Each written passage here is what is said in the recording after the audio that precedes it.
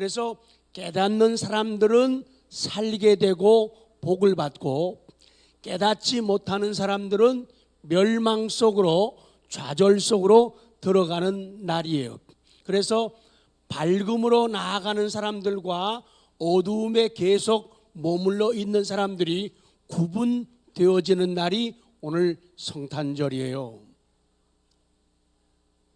원래 예수님이 12월 25일에 탄생하셨다는 것은 성경에 기록되어 있지 않기 때문에 정확한 날짜는 그 누구도 아무도 모릅니다. 그래서 12월 25일은 예수님이 탄생하신 그 날이라고 이해하는 것보다는 예수님이 탄생하셨는데 그 날을 기념하고 축하하는 날이 12월 25일이다, 그 말씀이에요. 예수님이 이 땅에 오셔가지고 우리가 말하는 예수님 탄생, BC라고 해요. BC, 예수님 탄생. 또 그래서 예수님 탄생과 예수님 이전 그래가지고 AD 또 BC 이렇게 나누게 되는데요.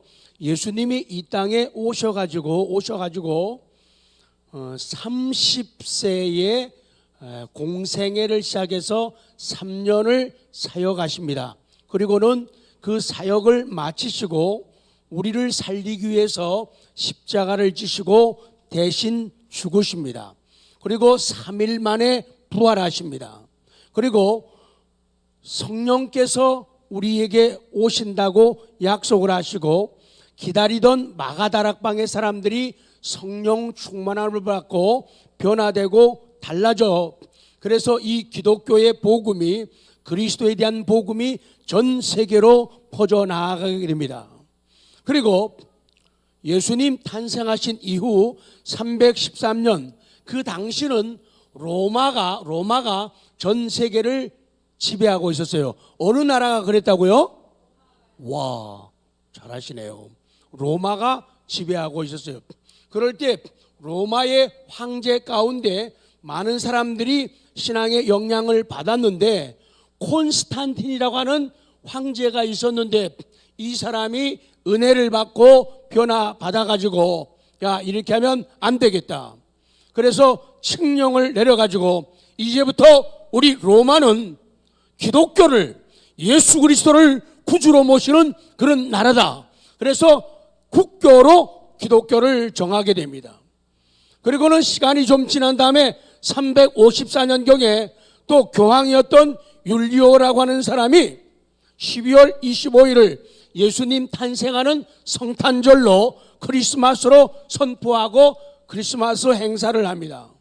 그리고 이제 가장 기억에 남는 것이 373년에 콘스탄틴 이 황제가 그 당시는 전 세계를 지배하고 영향을 끼치던 것이 페르시아, 지금으로 말하면 이란이에요.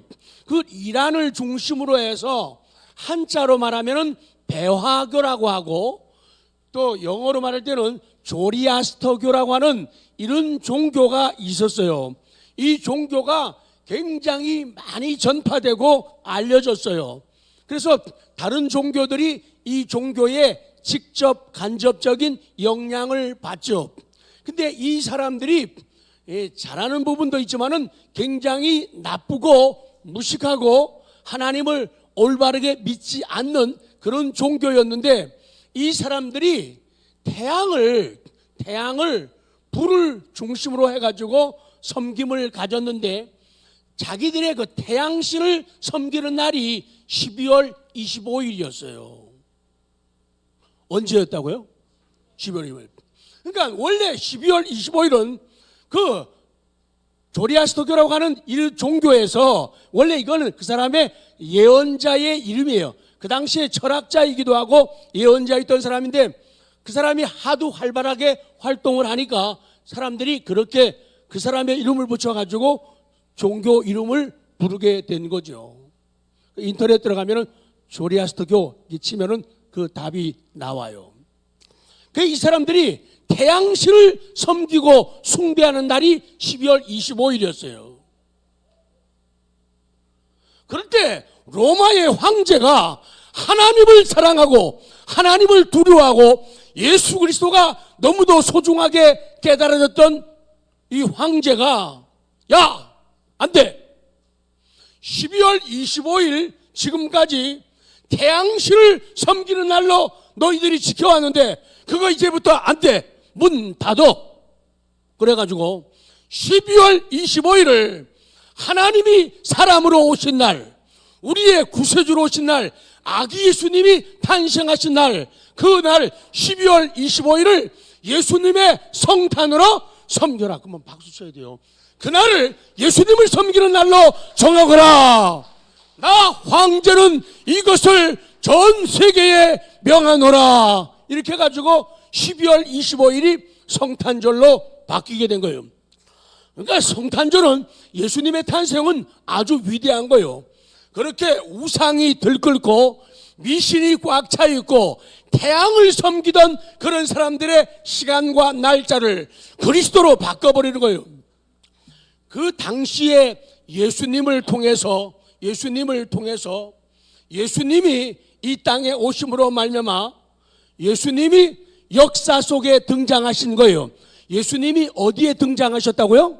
역사 속에, 사람들의 흘러가는 역사 속에 예수님이 등장하신 거예요. 예수님이 등장하면서부터 모든 것이 변화되고 달라지기 시작한 거예요. 그렇기 때문에 성탄절이 왜 중요하냐? 바로 여기에 의미가 있는 거예요.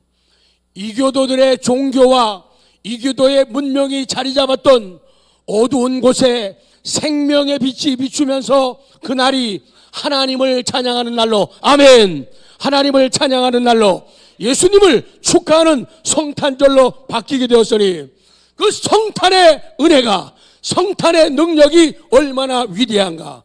그래서 그리스도가 들어가는 나라마다, 그리스도가 들어가는 사회마다, 그리스도가 들어가는 가정마다, 그리스도가 들어가는 사람들마다 변화되고 달라지기 시작하고 빛을 발견하고 생명을 얻게 되었다, 그 말이에요. 옛날에는 지금 말씀한 대로 태양신을 섬기던 날을 야 바꿔 해가지고 예수님을 탄생을 기념하는 날로 바꿨는데 시간이 가고 세월 가면서 우리 기독교가 점점 병들어가고 기독교가 점점 망해져 가기 시작한 거예요. 인간들이 하나님보다도 자기의 기쁨과 자기의 행복과 교회 건물 크게 짓고 사람들 많이 채우고 이런 재미를 맛보면서 세상으로 나가서 빚대 역할을 감당하지 않고 매일 교회 안에 모여가지고 네가 크니 내가 크니 매일 이런 짓을 하게 된 거예요. 그러다 보니까 영향력이 없어진 거예요. 그러니까 오늘날에는 자꾸 바뀌어가지고 추석도 마찬가지예요. 사람들이 추석을 추수감사절로 지키자고 그러죠. 이해는 돼요. 그런데 적어도 모두가 들고 일어나가지고 야, 추석에 죽은 조상들에게 감사하고 제사하지 말고 하나님께 제사하는 날로 우리가 민족적으로 다 바꾸자, 이렇게 해가지고 시작돼야 되는데 안 될 일이니까 추석 명절에 밀려가지고 어쩔 수 없이 추석을 명절로 감사주일로 지키는 것, 이것은 슬픈 일이야. 그래서 이걸 말할 때 사람들이 아이러니하다 혹은 아이러니컬하다 이렇게 말해요. 이거는 모순이다, 그 얘기예요. 그래서 성탄절이 가장 거룩한 날, 가장 찬양이 있고 가장 하나님의 영광을 해서 춤이 많아야 할 그날에 사람들은 더 시들어가고 더 건성적으로 모이고 더 건성적으로 예배하고 건성적으로 노래하고 건성적으로 춤을 추기 시작하면서 아이러니컬한 이런 사건들이 벌어지기 시작했으니 이것이 우리 기독교가, 우리 믿는 성도들이, 교회가 회개할 문제라. 그래서 오늘 이 말씀만 간단하게 드리면 설교는 끝납니다.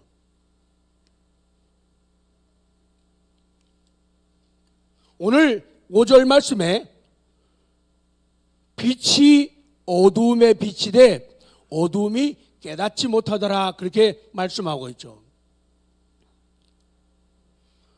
빛이 어두움에 비치되 어두움이 깨닫지 못하더라. 예수님은 빛으로 오셨다. 빛으로 오셨다. 원래 이거 테이프로 붙이려고 했는데 나 빛이에요. 자, 빛이에요. 예수님이 빛이에요. 빛이 비추어지게 되면은, 빛이 들어가게 되면은 어둠의 변화가 생기는 거예요. 그래서 깨닫지 못하더라. 요거를 영어 성경에는 understand, understood 이렇게 적혀 있어요. 빛이 어둠을 비추는데 어둠이, 세상이, 사람들이 이 빛을 깨닫지 못했다. understand, 빛을 이해하지를 못하는 거예요. 빛이 비추는데도, 빛이 가까이 왔는데도 이해를 못하는 거예요. 그게 구원받은 사람과 구원받지 못한 사람의 차이예요. 그 understand, understood, 그 말씀 속에 있는 단어가, 동사가 여러 가지 많은데 저는 세 가지만 간단하게 말씀드리고 올라요. 한 가지는 뭔가 하면은 성경 번역한 그대로 깨닫다. 빛이 어두움에 비추는데 사람들이 깨닫지를 못하는 거예요. 또 한 가지는 붙잡는다, 그런 뜻이 있어요. 빛이 왔으면 어두움이 빛을 어떻게 해야 돼요? 껴안아야 돼요. 붙잡아야 돼요. 근데 붙잡지를 않았다는 거예요. 그리고 한 가지는 정복하다라는 동사의 뜻이 있어요.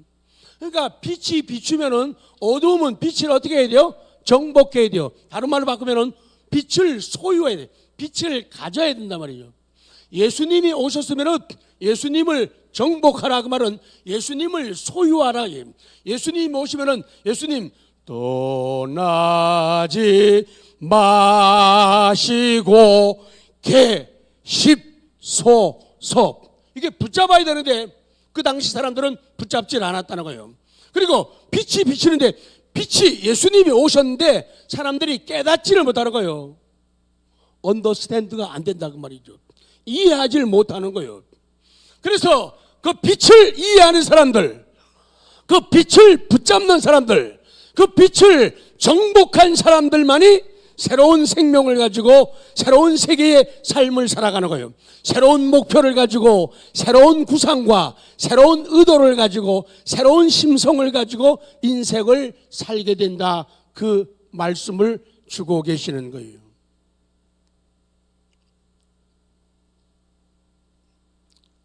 제가 다 했기 때문에 정리만 하고 마칠게요. 그래서 오늘 성탄절에 예수님은 뭐로 오셨다고요? 빛으로 오셨. 그 빛을 깨달아야 돼요. 그 빛을 뭐 해야 돼요? 붙잡아야 돼요. 그 빛을 뭐 해야 돼요? 정복해야 돼요. 세 가지만 하고 내려갈 거예요. 자, 빛이 비추면은 그 빛을 첫째 뭐예요? 깨달아야 됩니다. 깨달아요. 지금도 빛이 비추고 있습니다. 깨달아요. 두 번째, 빛을 어떻게 하라고요? 붙잡아야 돼요. 붙잡아야 돼요. 놓치면 안 됩니다. 놓치면 안 됩니다. 세 번째, 빛이 비칠 때 빛을 어떻게 하라고요? 정복하라, 소유하라. 그래요. 그래서 이방 종교에서 태양신을 섬기던 그날 12월 25일을 예수님이 들어가심으로 말미암아 예수님의 탄생으로 변화시키고 달라지게 했던 것처럼 내 생일 속에, 어디 속에요? 친구들, 내 생일 속에 누가 들어가셔야 돼요? 예수님이 들어가셔야 돼요. 그러면은 그 사람의 인생이 달라지게 되는 거예요. 내 인생.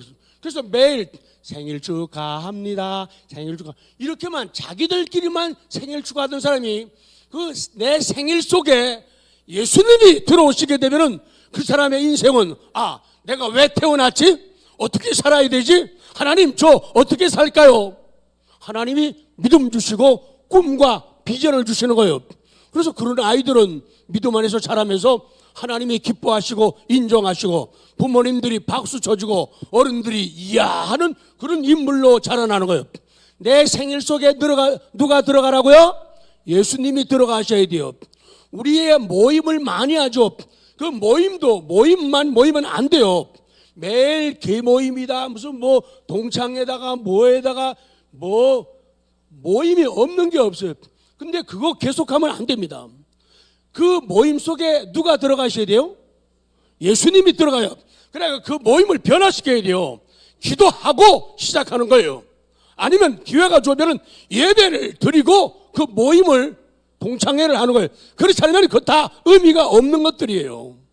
친척들이 모여도 마찬가지예요. 예수님이 들어가요. 사람들이 하나님을 알지 못하기 때문에 제사를 지내죠. 그 제사 지내던 날이 예수님이 들어오심으로 말미암아 제사가 변화되는 거예요. 예배로 바뀌어지는 거예요. 이것이 성탄의 은혜이고 성탄의 능력이 된다 그 말씀이에요. 어떤 기념일도 마찬가지예요. 결혼기념일, 뭐 생일, 무슨 모든 기념일 가운데도 누가 들어가셔야 돼요? 아기 예수님이 들어가셔야 돼요. 그래가지고 그 기념일이 바뀌어지게 되는 거예요. 예수님에 의해서 예수님을 위한 예수님의 날이 되는 거예요. 모든 모임도 그렇다는 거예요. 빛이 들어가고 생명이 들어가고 그리스도가 그 속에 등장하시면서 성탄으로 바뀌고 예배로 바뀌는 날. 그래서 오늘 이후로 저희들 모두의 삶이 모든 만남이 모든 기념일이 태양신을 섬겼던 날이 뭐로 바뀌었다고요? 성탄절로 바뀌었다. 그 바뀐 것처럼 그런 변화들이 은혜들이 넘쳐나기를 원합니다. 기도하겠습니다.